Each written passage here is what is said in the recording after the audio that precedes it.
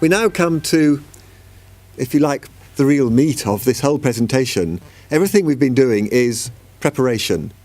It's rather like making television, actually. We're ingesting, we're producing, we're preparing, and now we have to deliver. We've got all this metadata wrapped around our assets, we've got the right quality there, we've got the right structures in place. So now we can put in some automation systems that will take that collection of assets and metadata and deliver it out. And I'm going to ask Tom from Grab Networks to tell us all about that. Thank you very much, Grammy. So we have, at this point, we went through the production process and we produced content, hopeful in the best possible quality. Typically the production that broadcasters, that media owners are the most familiar with right now, because they've been doing it for the longest time, is produce content for linear television. They know how to produce shows that then get aired on a broadcast schedule on like the 5-6 channels that they drive. And that's what most of the workflows are set up to do in the most efficient way.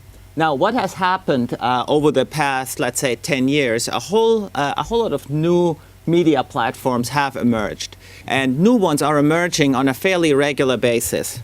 And not only is the infrastructure changing constantly on where you have to deliver your content to, there are also other challenges associated with those deliveries.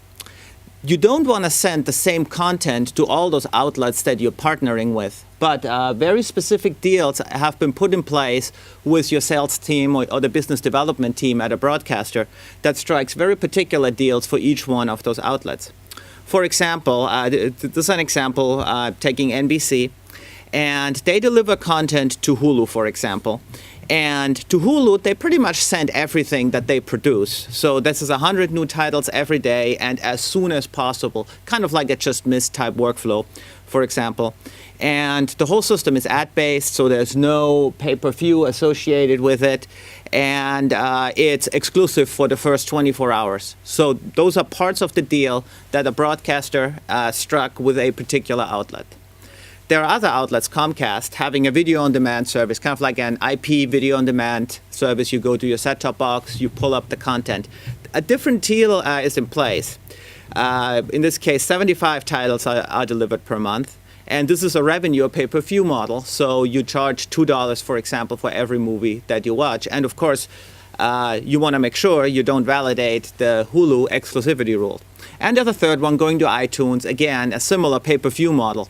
So all this needs to be managed, and as I mentioned earlier, this is still constantly changing. There's still new outlets are coming up all the time. What you will see over the course of the next few years, more mobile outlets will appear, and with those new outlets, new distribution deals will appear. And if you're on the technical operation side, you have to be able to support all those new requirements that are coming in into your department.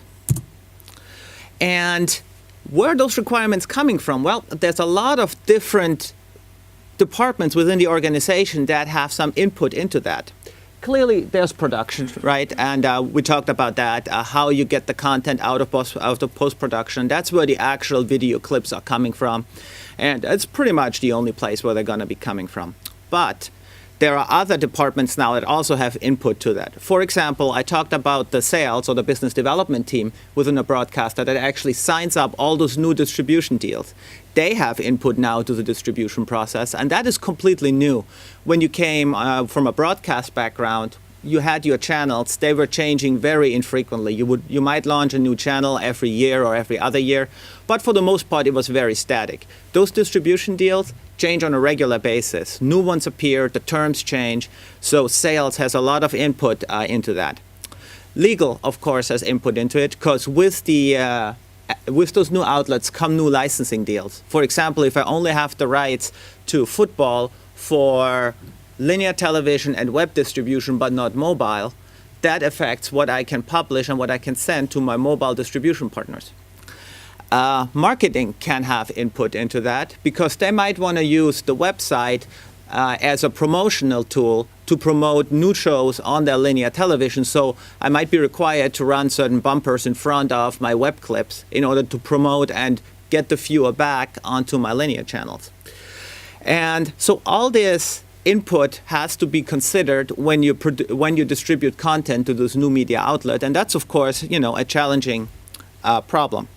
And one way to address that and not have just a lot of different departments dealing with this, so I have my iTunes team, I have my iPlayer team, I have my YouTube team, that all have to, in their minds or with Excel spreadsheet, have to track all that information.